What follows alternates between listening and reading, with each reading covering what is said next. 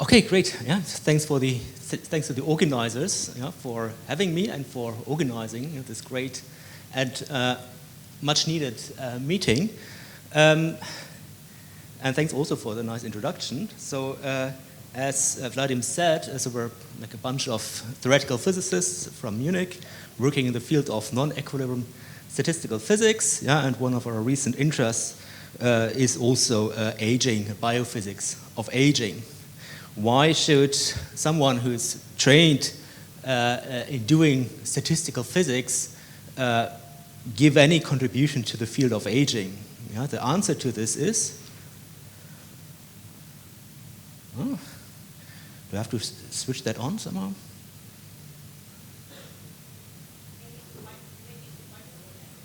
Sorry? It's the wrong way around. Wait.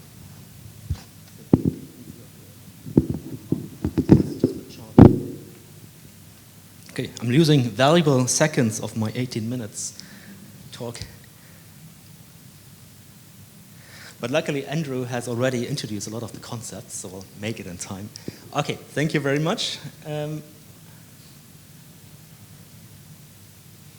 Let's just leave it with that. Yeah? Okay, now it's working. Okay, great. Yeah, so why should statistical physics give you contributions to the understanding of aging? So aging is a vastly multi-scale phenomenon, that's spanning orders of magnitudes in temporal scales and in spatial scales, from molecular processes like protein conformation changes to the organism scale, to processes that occur on the order of decades in years.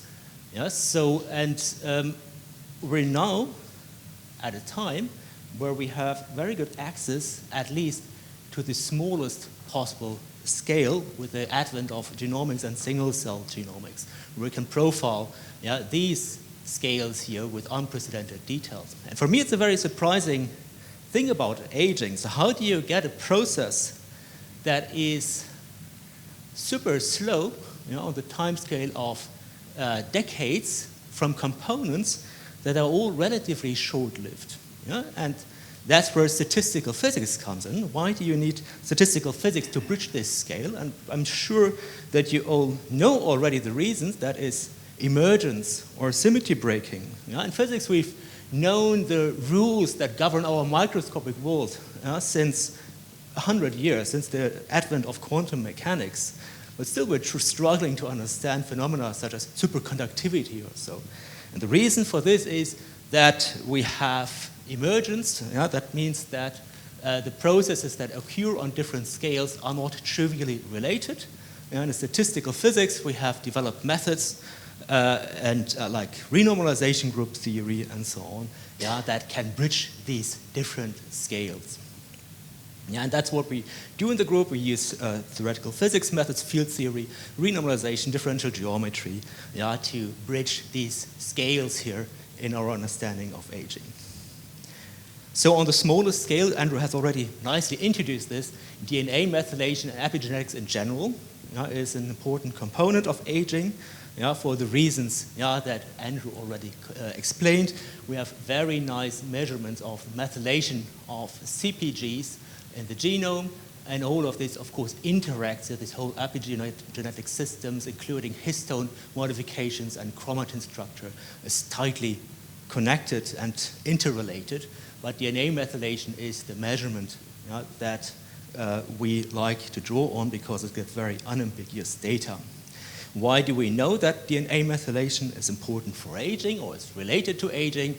That's because, of course, of the development of aging clocks that are able to predict chronological age, and as my collaborators are keen to point out, also biological age across a variety of species and tissues. I don't have to explain this to you after Andrew's very nice talk.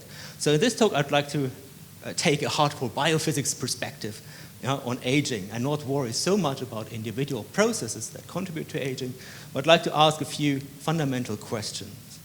So the first question is epigenetic aging actually the accumulation of fast molecular events on the timescale of microseconds. Can we go from the timescale of microseconds all the way to the longest timescale, the decades of years, that defines the chronological age? And that's not obvious to me, because it could also be that these changes on the molecular scale are driven by slow external changes, like different changes in tissue mechanics and so on. So second, I'll shortly talk about deterministic and stochastic contributions to aging, largely in line with what Andrew has said. And finally, I will take a different perspective and treat aging, epigenetic aging, as a collective process along the genome. So the first two questions, I'll just quickly go over this for the sake of time. The idea here to understand whether aging is the accumulation of fast molecular events. We compared two kinds of experiments. One experiment seen here that tackled the short time scales, namely roughly the times of like 1 or 2 cell divisions and associated DNA methylation changes that you observe during that time and that are measured using sequencing. We compare that to the aging data sets that we all know, that longitudinally span the time scales of aging. So just briefly, what we did is that we used this short time scale and for highly controlled experiment to derive a biophysical framework, so that has 3 different components. Let's call it a null model. So that has noise, that has interactions, and what's always important if you think about aging in terms of biophysics is the geometry of the DNA, because we know from physics that one-dimensional models are very special once you have fluctuations. So it's important to take into account the geometry of the DNA here. So we can derive this model rigorously, but a good way to think about this also here is to have a biophysical framework that allows us to estimate this one parameter alpha here that gives the relative strength of interactions, so deterministic components, and stochastic components. Using this model, we can then predict the time evolution of DNA methylation, called DNA methylation drift, between 2 time points in this experiment.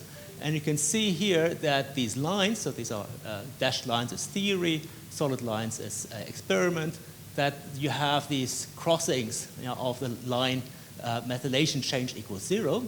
And you can take a dynamical systems perspective and treat these crossings as fixed points. And then if you change this parameter, which we can estimate for every site in the genome, you change this parameter, you can see that you have a bifurcation. 3 fixed points goes over to 1 fixed point. That's basically also like one of the standard bifurcations in dynamical systems theory, supercritical pitchfork bifurcations, that allows us to distinguish regions in the genome that are dominated by noise, on the left side of this bifurcations, and those regions of the genome that are deterministically evolving. Now, can we compare this to the aging data? Does aging on much longer time scales follow the same dynamical system? And here we used data that we're all familiar with. There are different kinds of tissues, reduced representation by sulfide sequencing, longitudinally over different months, in this case, in mouse. And what you can see here is you look at this DNA methylation drift is that both on the bulk but also on the single cell level, we have the same dynamics and the same fixed point structure. So both the slow changes during aging and the fast changes over like a few, 1 or 2 cell divisions, rounds of cell divisions, are driven by the same dynamical system. And if you zoom out on longer time scales, as Andrew already mentioned, then you will observe switching, stochastic switching between these stable fixed points here, and you get an overall drift towards 50%. So over long time scales, aging looks noisy. On shorter time scales, aging looks like a dynamical system that undergoes a bifurcation. So here I just told you that aging is the accumulation of fast molecular processes, yeah, which is like a typical biophysics question, yeah, I would say.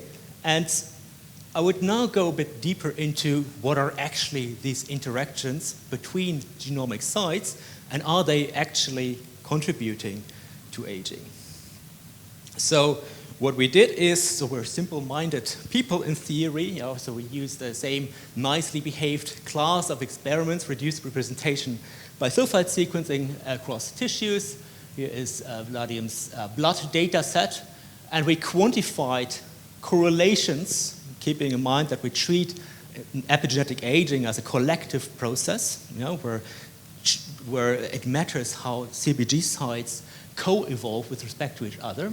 Calculated correlation functions and calculated the ratio of two correlation functions at different time points. You know, the way to read that is if you have a solid line of this, like a flat line of this ratio, then you have uncoordinated noise. If you deviate from this horizontal line, yeah, then you have structured, spatially structured changes in correlation. And here what you see here is that CPG sites that are roughly 500 base pairs apart gain correlations. They become more strongly correlated during aging, while CPG sites that are closer together lose correlations. Yeah, so this is a pattern in the data, yeah, and this pattern we now want to understand. You know, the first thing we have to do is we have to look through the genome and say, is that something generic or is that something specific? You know, because this is physics of aging, I won't download, you know, the whole bioinformatics that went into it, but just give you a result. So this procedure, this gain of methylation, of correlations and DNA methylation, is specific to CPG islands, and this 500 base pairs happens to be the average distance, you know, between the center and the boundary of a CPG island. So something interesting is going on in the boundary of CPG islands, which are clusters of CPGs, yeah, in the genome. CPG poor regions, yeah, evolve largely in line with stochastic uncoordinated noise. Yeah, and this is something that we found in all tissues that we've been looking at, also cell type sorted data and single cell data. So we want to derive a theory, yeah, to understand this, and we face a conceptual problem now. Yeah? We have measurements along the one-dimensional sequence of the DNA. Yeah, so this is like more than these expressions. We have DNA methylation measurements along the one-dimensional sequence of the DNA. But to understand these correlation structures, we need to devise a theory in the physical space of the cell nucleus that incorporates interactions between many different physical loci along the genome. Yeah, and we've solved this problem of bridging this gap, yeah, theoretically using field theory, renormalization group theory, differential geometry, and so on, and other work. I just tell you the result briefly. Yeah, so we start, yeah, by looking at ChIP-seq experiments, yeah, ChIP-seq experiments to see what's going on at the boundaries of CPG islands, so-called CPG island shores. So in these boundaries, you have competition between two antagonistic enzymes, yeah, TET and DNMT3 enzymes. Yeah, and if you take one of these enzymes out, yeah, the other will tend to occupy the free space. So these enzymes are competing.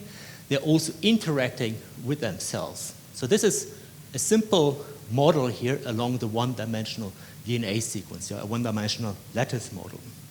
As I said, one-dimensional models are difficult in statistical physics. Yeah, so once you have fluctuations, so that's why we need to include, yeah, the geometry of the chromatin here. We did that. Yeah, we integrated this out, yeah, the feedback from the chromatin, and projected everything back onto the one-dimensional DNA sequence. Yeah, and then you get these kernels here, these long-range interactions. Finally, we can coarse grain everything, yeah, and derive a continuum theory, yeah, which is effectively described by free energy. Yeah, and if you're basically trained in biophysics, you might recognize this free energy here. Yeah, so we have the mixing entropy, we have an interaction term, yeah, and we have a term here that I forgot to mention earlier what is actually aging. So we hypothesize that aging is a change in the competition between these two enzymes. So that goes into this term here. And this free energy is, of course, the free energy that describes spinodal decomposition or phase separation phenomena. Yeah? So what this predicts is that we have here effectively a phase separation between these two kinds of enzymes, yeah, formally, mathematically, yeah, and that this competition between these enzymes is tilted during aging, and I'll give you the molecular mechanism for this in the end. Yeah, so you can, once you have a free energy, yeah, we can use, yeah, like all the tools of statistical physics to get phase diagrams, to get the dynamics and everything that we want.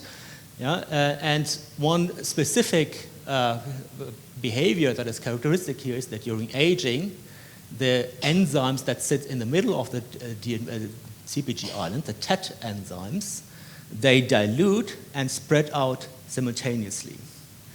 Yeah? So, and this is behavior that we know from wetting phenomena on surfaces. Yeah? And I have to say here, biophysically, there's no indication, yeah, that these enzymes are a liquid, but mathematically in this model, they behave like a liquid that wets on the DNA during aging. Yeah? So like a droplet of water, yeah, that spreads out on a surface. Yeah, that's equivalent. So just to keep things short, I can mention that with these predictions, we can sort of say understand a couple of phenomena.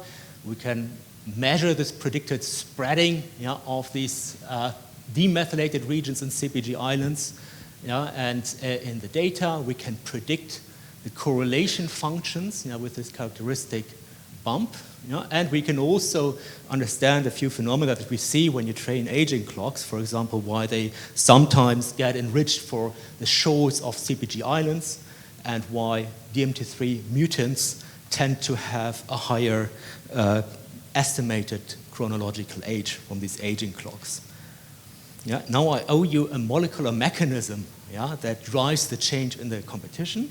And because that is strictly speaking not physics, I'll just go over this very quickly.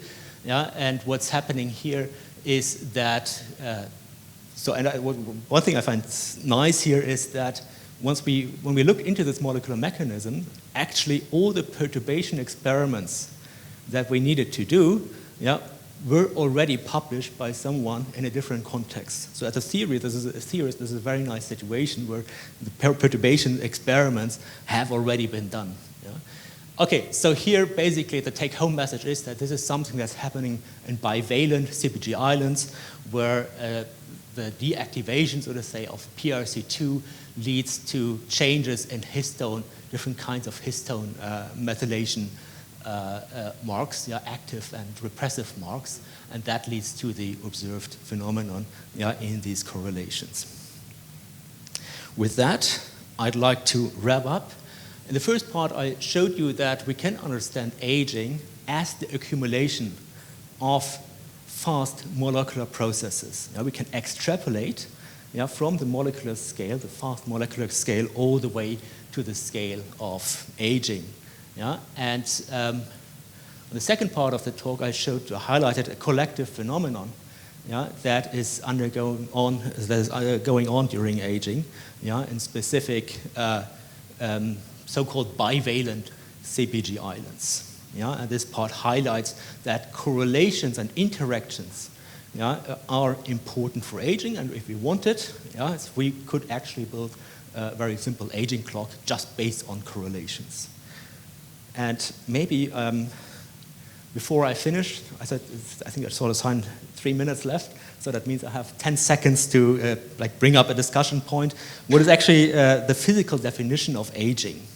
Yeah, what is the physical definition of aging? And I was thinking, because there was this questionnaire, yeah, there was this questionnaire about what is our definition of aging, and then I said, okay, first thought, okay, that's the standard thing, yeah, the loss of biological function over age. But biological function is not a physical concept, so we have quite some difficulty with that. So my proposition, I haven't thought much about this, is to say that aging is the kinetics or dynamics that occurs on the organism scale on the slowest possible time scale. Yeah? So that would be, so to say, a theoretical or physical definition of aging that I hope will hold up, or maybe not, discussion. With that, I'd like to thank the people who did the work, ERC for money, and Ida Haschut, Matteo Chiacci in my group, Wolf Reich, Ferdinand von Mayen for contributing data. Thanks a lot.